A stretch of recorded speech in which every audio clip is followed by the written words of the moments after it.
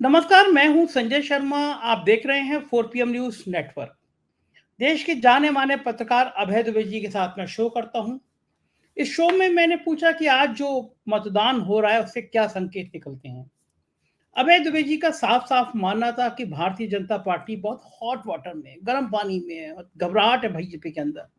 और लॉजिक के साथ उन्होंने एक एक राज्य की समीक्षा की। मैंने उनसे पूछा कि कारण क्या है कि बीजेपी जिस सबसे बड़े राज्य में उत्तर प्रदेश में कह रही थी हम 70 सीट जीत जाएंगे, 80 सीट जीत जाएंगे, वहां बीजेपी की हालत पतली हो गई।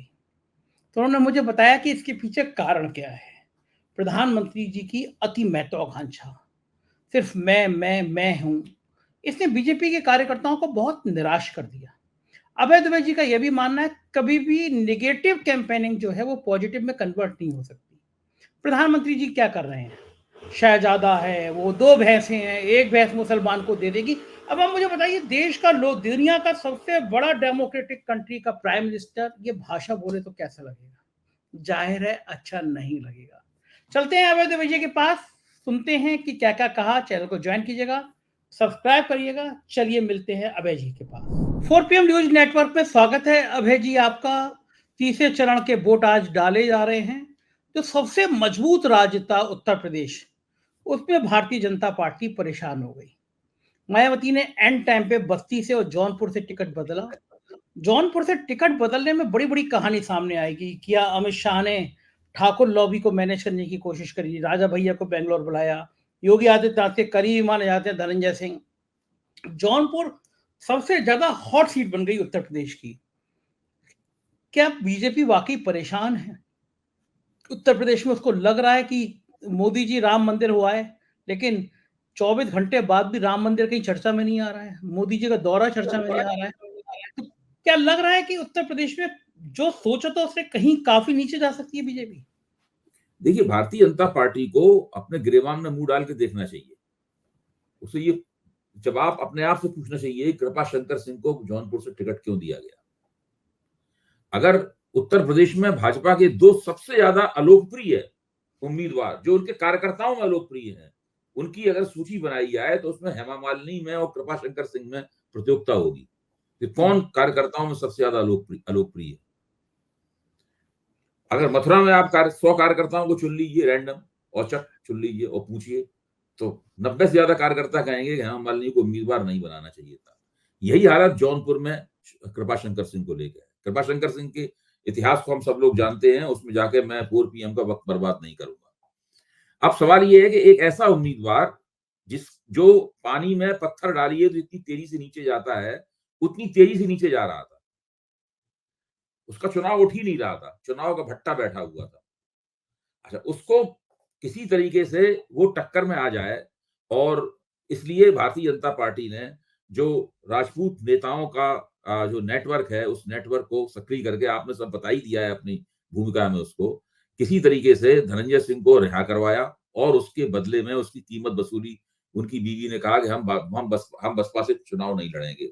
मायावती को पहले ही इस बात का पता लग गया था, तो मायावती ने उम्मीदवार बदल दिया।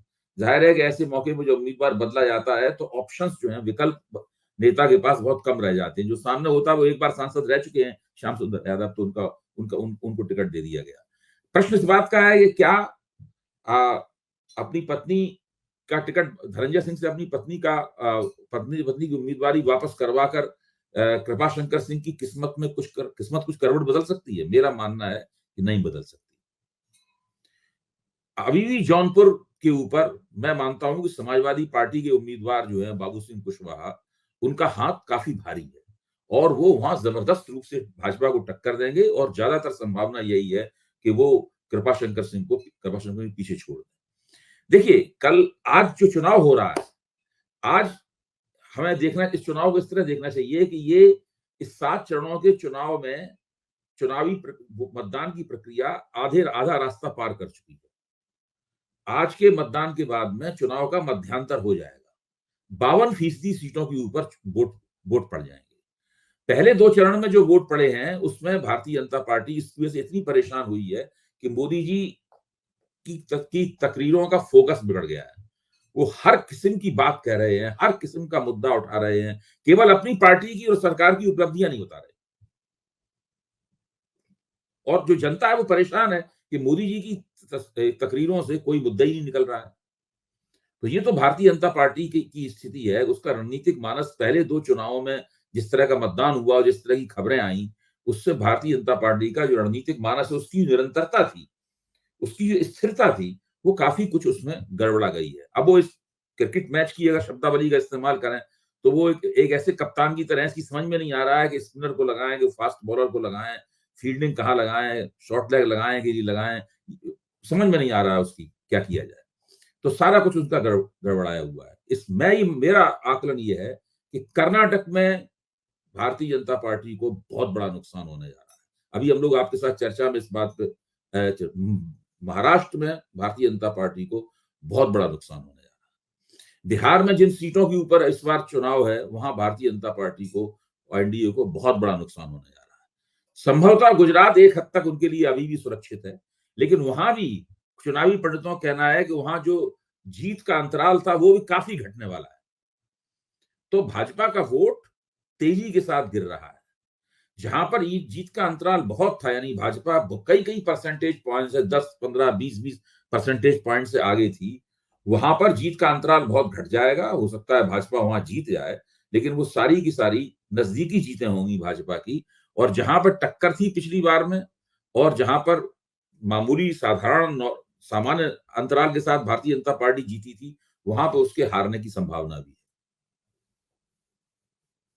राजस्थान में क्यों मामला गड़बड़ाया? उत्तर प्रदेश की बात मैं फिर दोबारा आपसे करूंगा, लेकिन राजस्थान समझ में नहीं आया कि राजस्थान में 10-12 सीटें एकदम अचानक डिस्टर्ब कैसे हो गई।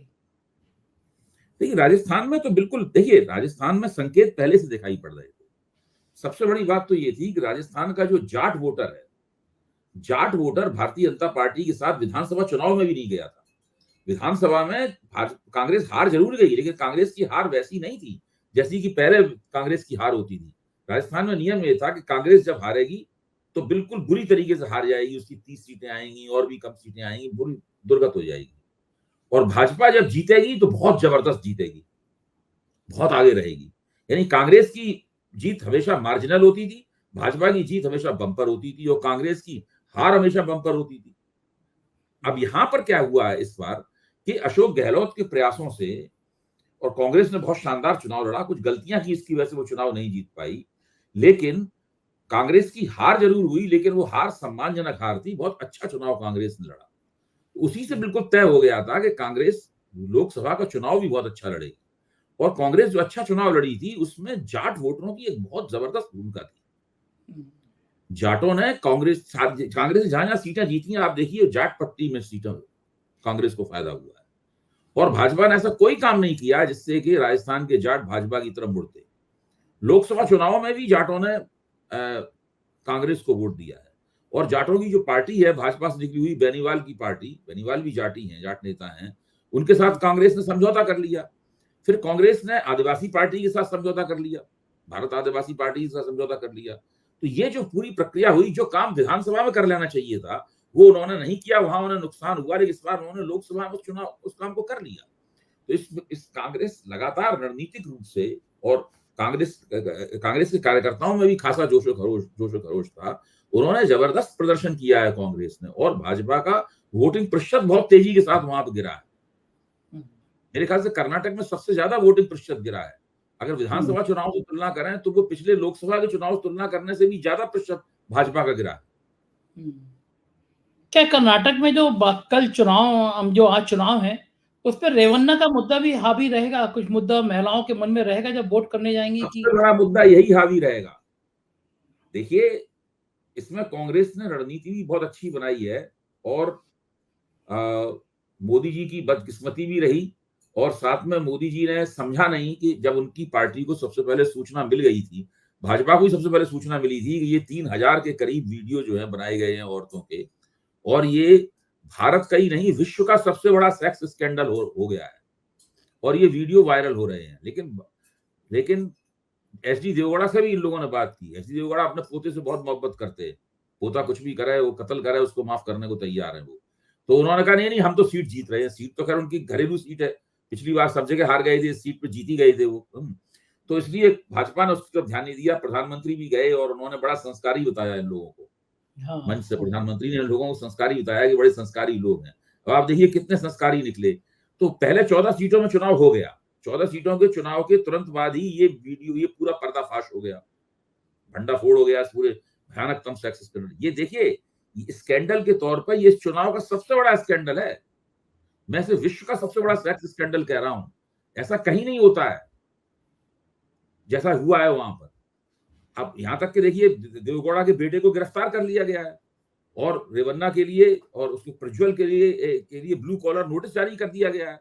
उनको आगे सरेंडर करना ही पड़ेगा भारत में, वरना इंटरपोल गिरफ्तार करके लाएगी और भारत के हवाले करेगी। इतने बड़े अपराध में भागे, बचेगा तो उनके अंदर से कोई नहीं।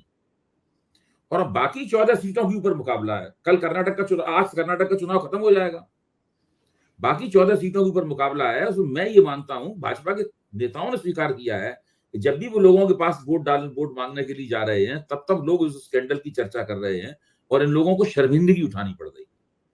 वोट मांगते समय लोगों से शर्मिंदगी उठानी पड़ रही है। इसका निश्चित रूप से इनको नुकसान होगा। किस हद तक नुकसान होगा, क्या नुकसान होगा, लेकिन कर्नाटक में इस सेक्स स्कैंडल ने, भारतीय जनता पार्टी ने पिछली बार जो 28 में से 26 सीटें जीती थी, वो 26 सीटें जीतने का सपना तो उनको बिल्कुल भूल जाना चाहिए। मुझे अभी 2-3 दिन पहले सिंगापुर से एक मेरे मित्र ने भेजा, सिंगापुर के TV channel, main TV channel पे चल रहा था कि इंडिया में एक मेंबर ऑफ पार्लियामेंट जो 100 से ज्यादा महिलाओं से सेक्स कर चुका, उसको प्राइम मिनिस्टर मोदी बचा रहे हैं, बचाव कर रहे हैं। ये पूरी दुनिया में मतलब ये सेक्स स्कैंडल चला, प्राइम मिनिस्टर का नाम। देखिए भाजपा की बहुत इसमें भद्द पिटी है। अब सवाल इस बात का है कि मीडिया पूरी तरीके से, मीडिया पे भाजपा का कब्जा है, मीडिया स्पेस को भाजपा ने कैप्चर कर लिया है, इसलिए उतना ज्यादा उनकी खिंचाई आलोचना नहीं हो रही है। वरना अभी तक तो इसी सवाल के ऊपर ये सारे देश में चुनाव हार जाते बहुत बुरी तरीके से। ये इतना बड़ा सेक्स स्कैंडल है कि कर्नाटक में घटित हुई ये घटनाएं जो हैं ये सारे देश में भाजपा का बिल्कुल सुपड़ा साफ करवा देती। इतनी भयानक घटना है ये। जो ठीक है, लेकिन इससे कोई फर्क पड़ता नहीं है। यौन शोषण का आरोप ब्रजभूषण सिंह पे लगा, लेकिन उनके बेटे को टिकट दे दिया गया क्योंकि उनको लग रहा था कि ब्रजभूषण शरण सिंह के ऊपर जो आरोप लगा है उससे भी भाजपा को नुकसान होगा। लेकिन ये चीज किसी व्यक्ति द्वारा या दो व्यक्तियों द्वारा, किसी एक या 4-5 औरतों के यौन शोषण से कुछ अलग तरह की चीज है। ये देखिए क्वालिटी और क्वांटिटी, ये क्वांटिटी इतनी ज्यादा है इसके अंदर, जो मात्रा इतनी जबरदस्त है। पुराना नियम नहीं है कि मात्रा जब ज्यादा बढ़ जाती है तो वो गुण में बदल जाती है। तो ये दुष्कर्म इतना ज्यादा बढ़ गया है कि वो बिल्कुल, जिसे कहते हैं नहीं कि बहुत ही भयानक किस्म के अवगुण में बदल गया है, भयानक किस्म के नुकसान में बदल गया है। इसका हुआ है 3000 में 24 की संख्या कम कर दीजिए आप, इतने वीडियो बनाए गए, उसमें सैकड़ों औरतों का शोषण किया गया है। अब औरतें कह रही हैं कि अब उन्हें अपने गांव जाने में संकोच हो रहा है, वो अपने परिवार में नहीं जाना चाहती। पति लोग जो है अपनी पत्नियों की वफादारी के ऊपर शक कर रहे हैं। वहां पर हालत ये है, परिवार बर्बाद हो रहे हैं, ये स्थिति है वहां पर। ठीक बात है। अच्छा, ये ब्रजभूषण को जो टिकट दिया गया, इससे हरियाणा के जाटों पे कुछ चुनाव में असर पड़ेगा? हरियाणा में तो भारतीय जनता पार्टी को बहुत मुश्किलों का सामना करना पड़ेगा इस बार। आप क्या बात कर रहे हैं? हरियाणा में तो जो होने वाला है वो भारतीय जनता पार्टी ने सोचा भी नहीं होगा क्या हरियाणा में होने वाला है। हरियाणा के जाट तो पहले ही भाजपा से नाराज थे हमेशा, लेकिन होता ये था कि उनमें बंटवारा हो जाता था, गैर जाट एकताबद्ध हो जाते थे, तो उससे भारतीय जनता पार्टी को जो नुकसान जाटों की एकताबद्ध होने से हो सकता था वो ऑफसेट हो जाता था नुकसान। लेकिन इस बार कुछ नहीं होने वाला है।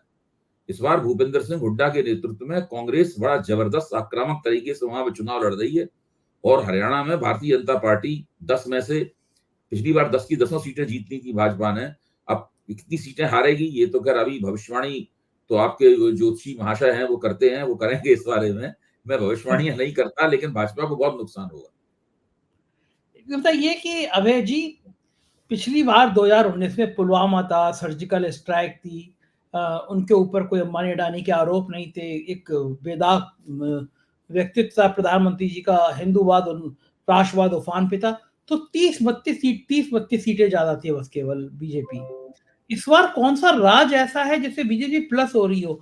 हर जगह से, हर राज्य में कहीं 10। मैं इसको बार बार कहता हूं कि ये 400 पार का नारा जो है ये कार्यकर्ताओं के लिए सेट किया गया, लेकिन चूंकि एंकर लोग भी कार्यकर्ता ही हैं भाजपा के, इसलिए इसलिए उसको वो एम्पलीफाई कर रहे हैं, उसको बढ़ा चढ़ा के। कल तो मैंने एबीपी चैनल पे ये बात कह दी तो वहां सब लोग हंसने लगे। कल तो वहां सच में बैठे थे, सब लोग संदीप भी, सब लोग हंसने लगे। मैंने कहा भाई एंकर लोग भी तो कार्यकर्ता है, तो वो इसलिए अपने नेता का काम आगे बढ़ा रहे हैं। नेता ने आवाज लगाई, वो भी उसकी आवाज में आवाज बनाने लगे। ये मोदी जी को भी पता है, अमित शाह को भी पता है कि 400 पार क्या सीटें आ रही, 303 सीटें ले आए, 272 सीटें ले आए, वही उनकी बहुत बड़ी सफलता होगी। देखिए पिछली बार अगर पुलवामा और बालाकोट स्ट्राइक नहीं होती तो मोदी जी आज देश में गठजोड़ सरकार चला रहे होते। तब कैसा रूप होता मोदी जी का? हाँ बिल्कुल, अब तक मोदी जी ये सब जो उन्होंने किया है, कुछ ना किया होता, क्यों करने की स्थिति में ही नहीं होते। गठजोड़ सरकार तो जो सहयोगी दल होते हैं उनके ऊपर निर्भर होती। गठजोड़ सरकार चलाने के लिए फिर शिवसेना को दो टुकड़े तो ना कर पाते। ये दो आप मुख्यमंत्री जेल में नहीं थे? हाँ, बिल्कुल नहीं। वो जब जब उद्धव ठाकरे ने दावा किया कि वो मुख्यमंत्री बनना चाहेंगे तो बिना किसी जिद के उनको मुख्यमंत्री बना दिया होता उन्होंने। क्या जब लग रहा है उद्धव ठाकरे ने चुनाव के बाद दावा किया कि हम बनाएंगे मुख्यमंत्री, क्योंकि आपने हमसे पहले वादा किया था, क्योंकि केंद्र में भी उनकी पार्टी की सरकार के ऊपर ये निर्भर होते, क्योंकि अल्पमत में होती इनकी पार्टी, तो उद्धव ठाकरे को मुख्यमंत्री बिल्कुल, राजनीति की तस्वीर ही अलग तरह की होती। ये क्या लग रहा सरकार अटल बिहारी की सरकार से थोड़ी मजबूत होती, क्योंकि अटल बिहारी की सरकार के पास जो जो जो सीटें थी उससे थोड़ी सी ज्यादा सीटें हो सकती थी भाजपा के पास, बस इससे ज्यादा नहीं। तो आपको लग क्या रहा है 2 चरणों के रुझान के बाद, वोटिंग के बाद, क्या लग रहा है कि भारतीय जनता पार्टी को पूरा बहुमत मिल पाएगा? बहुमत मिलना बहुत मुश्किल है, बहुमत मिलना मुश्किल है, क्योंकि कैसे बहुमत मिलेगा? आप उत्तर प्रदेश में पिछले जो 16 सीटों पर मतदान जो हो चुका है, 10 सीटों पर आज मतदान होगा उत्तर प्रदेश में, तो 26 सीटों पर मतदान हो जाएगा उत्तर प्रदेश में। तो 16 सीटों पर मतदान हो चुका है। मैंने पिछली बार आपको वो एक लोकल इंटेलिजेंस यूनिट के अफसर की बात बताई थी आपको। तो भाजपा के किसी उम्मीदवार को विश्वास नहीं है कि वो चुनाव जीतने जा रहा है, और अच्छे अंतराल से जीतने जा रहा है इसका तो किसी को यकीन नहीं। सब महसूस करते हैं कि उनका चुनाव फंसा हुआ है। इस तरह की उम्मीदें लगाए हुए हैं कि फलाना अगर इतने मुसलमान वोट कट जाएंगे तो हम इतने जीत जाएंगे, वहां इतने उधर हो जाए, तो खुद अपनी ताकत पे नहीं जीत रहे। आप सोचिए मोदी मैजिक कहाँ गया? जौनपुर में क्यों नहीं चलेगा मोदी मैजिक? सही बात है, सही बात है। जौनपुर में ये प्रबंधन क्यों करना पड़ा? 2019 में तो हालत ये थी कि जो उसको खड़ा कर दिया वो जीत गया था। तो जब भाजपा का अपना जो प्रभाव क्षेत्र है वहां पे भाजपा को हर सीट के लिए प्रबंधन करना पड़ रहा है अलग अलग, तब फिर कैसे जीतेंगे चुनाव? कैसे आसानी से बहुमत प्राप्त कर लेंगे? और बहुमत से ज्यादा सीटों के बारे में सोचना छोड़ ही देना चाहिए। अब कहना उन्होंने शुरू ये किया है कि हम लोग पश्चिम बंगाल में बहुत जीतेंगे, क्योंकि ममता बनर्जी की सरकार के खिलाफ बड़ी जबरदस्त एंटी इनकम्बेंसी है। क्योंकि उत्तर प्रदेश में बहुत ज्यादा लंबी चौड़ी जीत का कोई अब चांस रहा नहीं, तो अब पश्चिम बंगाल का नाम लेने लगे। पहले कर्नाटक का नाम जोरदारी से ले रहे थे, सेक्स स्कैंडल के बाद वो भी नाम लेना बंद कर दिया है। महाराष्ट्र में तो हर भाजपा का हर बच्चा मानता है कि भाई महाराष्ट्र, आप सोचिए ना, पिछली बार महाराष्ट्र में नरेंद्र मोदी ने कितनी रैलियां की थी बताइए, आपको याद है? 5। हाँ। पूरे निर्वाचन में 5 रैलियां की थी। इस बार कम से कम 1.5 दर्जन रैलियां कर चुके हैं वो, एक जिले में 2 बार जा चुके हैं। और भाजपा के 28 उम्मीदवार हैं। भाजपा वाले कह रहे हैं कम से कम 28 रैली होनी चाहिए यहाँ पर प्रधानमंत्री की। ये हालत है वहां पर महाराष्ट्र में, और 48 सीटें हैं। बहुत बड़ा फटका लगेगा महाराष्ट्र से, इनको बहुत बड़ा फटका लगने वाला है महाराष्ट्र से। यहाँ बिहार में नीतीश कुमार बदला से ले रहे हैं इनसे अपना। जो विधानसभा चुनाव में उनके साथ चिराग पासवान और सुशील मोदी ने मिलकर सलूक किया था, उस तरह का सलूक नीतीश कुमार इनके साथ कर रहे हैं वहां पर। तो बिहार में भी इनकी हालत अच्छी नहीं है। अब बिहार के दम पे भी नहीं आप कह सकते कि हम जोरदार। देखिए कर्नाटक इनके हाथ से गया, महाराष्ट्र इनके हाथ से गया, बिहार इनके हाथ से गया। इनको जो पिछली बार जो बहुमत प्राप्त हुआ था, 3 सीटें प्राप्त हुई थी, उसमें 3 प्रांतों की बड़ी भूमिका थी। ये तीनों प्रांत तो हिल गए इनके पास से। तो अगर ये रेशो, ये बात सही हो गई तो बाकी तो छोड़िए, तो 200 से नीचे नहीं आ जाए कहीं, ऐसा लग रहा है? कुछ भी हो सकता है। देखिए ये तो देखिए जिस चुनाव में मतदाता का मन मुरझाया हुआ हो, कार्यकर्ता का मन मुरझाया हुआ हो, उस चुनाव में सत्तारूढ़ दल की तो शामत आ जाती है और पहले से अंदाजा नहीं लग सकते। यूपी में 18 सीटों में मामूली बढ़त से जीती थी भाजपा। उन 18 सीटों पर क्या होगा, कौन सा जादू वहां पे होगा? वहां पे जादू पॉजिटिव होगा कि नेगेटिव होगा भाजपा के लिहाज से, क्या पता किसी। तो अभी तो लोगों बंद मुट्ठी है। देखिए जब खुलेगी 4 तारीख को तो छक्के छूट जाएंगे इन लोगों के। लोग ये कह रहे हैं कि चुनाव आयोग ने जो आंकड़े बाद में जारी किए, इतने दिन बाद जो परसेंटेज बढ़ गया, उसी में खेल हो गया होगा। नहीं नहीं, ये सब देखिए बेकार की बातें हैं। मेरा मानना है कि जनता वोट देती है तो सोच समझ के वोट देती है। लोग कुछ इस वक्त हालत ये है कि सारे के सारे लोग जिन्होंने पिछले 2 चुनावों में जिधर भी वोट दिया हो वो सब सोच समझ के वोट दे रहे हैं। ये चुनाव सोच समझ के वोट देने का चुनाव है, ये है असली बात। ये चुनाव किसी नेता का मुंह देख के वोट देने का नहीं है। ये नेता ये किसी की डींगे सुन के नहीं वोट दे रहे हैं लोग, शेखियों के आधार पर नहीं वोट दे रहे हैं लोग। ये इसमें हर मतदाता सोच के वोट दे रहा है। बहुत से ऐसे मतदाता हैं जो सोचते हैं चुनाव वो मतदान केंद्र में घुसते वक्त सोचते रहते हैं कि हम कमल पर निशान लगाएंगे, अंदर घुस के अचानक वो 1 सेकंड में साइकिल पर बटन दबा देते हैं। ऐसे लोगों ने बताया पिछले चुनाव मोदी भक्तों ने बताया कि हम तो गए थे सोच के अंदर जाकर साइकिल पे ही दबा दिया बटन। वो ये इतना इतना मोदी जी की ब्रांडिंग में, इतनी छवि में क्या हो गया ऐसा जो ये देखिए धड़ाम हो ये इस तरह की जो मीडिया के आधार पर, विज्ञापन एजेंसियों के आधार पर, नारेबाजी के आधार पर, अपने मुंह मियां मिट्टू बनने के आधार पर, झूठे आंकड़ों के आधार पर जो छवियां बनाई जाती हैं वो ताश के महल की तरह होती हैं। उसमें से एक पत्ता नीचे से खिसक जाए पूरा महल भरभरा के गिर पड़ता है। तो ये ऐसा सब बहुतों के साथ होता है ऐसा दुनिया में। ये सब लोग जब गिरते हैं तो बहुत बुरी तरीके से गिरते हैं। पहले लगता है अरे इनको तो कोई हरा ही नहीं सकता।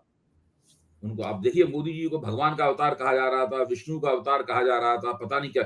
और देखिए खुद मोदी जी में अगर जरा भी विनम्रता होती, जैसे ही उनको चंपत राय ने विष्णु का अवतार कहा या साक्षी महाराज ने भगवान का अवतार कहा, वैसे ही उनको कहना चाहिए था कि भाई ये मत कहिए, वो तो परमात्मा की कृपा से मैं यहाँ पे हूँ, मैं उनका अवतार नहीं हूँ, मैं तो उनका नितांत सेवक हूँ, मतलब भक्त हूँ उनका। ये अगर मोदी जी ये कहते तो मोदी जी को उसका लाभ होता, लेकिन मोदी जी ने कभी ऐसा नहीं कहा। मोदी के प्रशंसकों ने कहा और ढोल मजीरे बजा के कीर्तन करने लगे, मोदी कीर्तन में लग गए। नुकसान हो गया उसका। होता ही है नुकसान।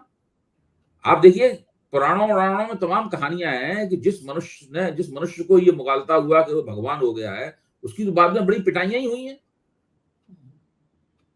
पिटाइयां हुई हैं, उनके सीने फाड़े गए हैं धैर्य पे, यही तो हुआ है उनका।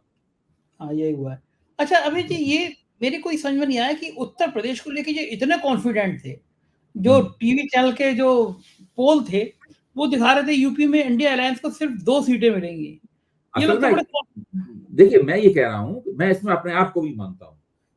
जैसे ही पहले दौर का मतदान हुआ, एक अप्रत्याशित घटना घटित होनी शुरू हुई, जिसका मुझे भी अनुमान नहीं था, भाजपा वालों को भी अनुमान नहीं था, मोदी जी को भी, विपक्ष को भी अनुमान नहीं था।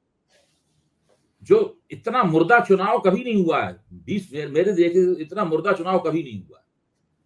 2004 में जब बीजेपी हारी थी वो भी मुर्दा चुनाव नहीं था, वो उदासीन चुनाव नहीं था। 2004 के बाद 2009 में फिर मतदान प्रतिशत बढ़ा, 9 के बाद 14 में मतदान प्रतिशत बढ़ा, 14 के बाद फिर 19 में मतदान प्रतिशत बढ़ा। अब मतदान प्रतिशत डिप कर गया, चौतरफा डिप हुआ है। मैं ये मानता हूँ विपक्ष को वोट मिले वो भी अपेक्षाकृत पहले के मुकाबले कम मिले होंगे, लेकिन आप विश्लेषण करें तो उसमें जो एनडीए के वोटों में ज्यादा बड़ी गिरावट है और विपक्ष के वोटों में कम गिरावट है, और उसमें बहुत दिक्कतें पैदा होने वाली हैं। इसमें बीजेपी को जो शंका है वो शंका उनकी सही है। ये मैनेजमेंट कहीं चूक गए या फिर सिर्फ मोदी जी के। हालांकि एक बात मुझे याद आया कि ऑर्गेनाइजर ने लिखा था, बहुत पहले लिखा था कि सिर्फ राम मंदिर मोदी के चेहरे पर जीता जा सकता। नहीं, बहुत सही कह रहे हैं आप। देखिए है क्या कि सब सर्वे ये तो खैर नहीं कह रहे थे कि इतनी उदासीनता रहेगी। लेकिन सर्वे ये तो बता ही रहे थे कि भाई सबसे बड़ा मुद्दा तो महंगाई और बेरोजगारी है। सर्वे ने 50%, 55% सैंपल का हिस्सा कह रहा था, और अब भाजपा को इसको छुपाना है। कैसे छुपाएंगे? छुपाने के दो तरीके थे। एक तरीका ये था कि ये अपनी उपलब्धियां, जो कुछ हर सरकार के पास 10 साल में इनके पास भी उपलब्धियां हैं, उन उपलब्धियों को गिनाते। लेकिन घबरा गए ये लोग और निगेटिव कैंपेन चलाने लगे। शहजादा पूरी नकारात्मक कैंपेन चला रहे। कांग्रेस को गाली दे रहे, कांग्रेस के घोषणा पत्र को गाली दे रहे। तो इसमें नकारात्मक कैंपेन का असर कभी भी सकारात्मक नहीं होता है, नुकसान होता है उससे जी हमेशा। मुझे तो बड़ा वो बयान बड़ा खराब लगा कि अब आपके पास 2 भैंसें हैं, एक ये मुसलमान को दे देंगे। ये खराब प्रधानमंत्री नहीं, हास्यास्पद। खराब नहीं, आप देखिए आज प्रबोध कृष्णन ने क्या बयान दिया। उन्होंने कहा कि वो राहुल गांधी ने मीटिंग की थी, उसमें ये करेंगे वो करेंगे, वो राम मंदिर को पलट देंगे। आप उसको क्या कह सकते हैं आप भाई? आप हास्यास्पद, इसके अलावा और क्या कहेंगे आप उसको? हाँ सही बात है, इन बयानों का मतलब नहीं है कोई भी। कोई मतलब नहीं है। देखिए इन चीजों से ना तो कोई वोट बढ़ता है, कुछ नहीं बढ़ता है। पब्लिक मनी मन हंसती है या कंफ्यूज होती, क्या बोल रहे हैं कुछ समझ में नहीं आ रहा। इन बातों में क्या रखा है? बिल्कुल ठीक। एक आखिरी सवाल कि अगर आज के मतदान में भी प्रतिशत गिरता है मतदान का, लाख कोशिशों के बाद, लाख चुनाव गर्म करने के बाद भी मतदान प्रतिशत कम होता है, तो फिर इसका क्या संकेत होगा? उसका संकेत वही होगा जो दो पहले दौर में हम लोगों ने जो अंदाज लगाया है, वो हम लोगों का अंदाज और पुष्ट हो जाएगा। यानी लोग उदासीन है। हाँ, लोग उदासीन है और उसका सत्तारूढ़ दल को नुकसान विशेष रूप से होना ही है। जहां पे इनके बहुत ज्यादा मार्जिन थे, वहां इनके मार्जिन घटेंगे, और जहां पे ये टाइट फाइट में थे, वहां चुनाव हार जाएंगे।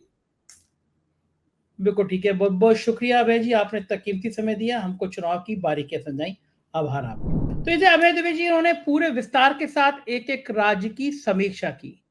जाहिर है इस समीक्षा में बहुत सारी बातें आपको सही लगी होंगी। अपनी राय से जरूर अवगत कराइएगा, चैनल को ज्वाइन कीजिएगा, सब्सक्राइब करिएगा। शुक्रिया।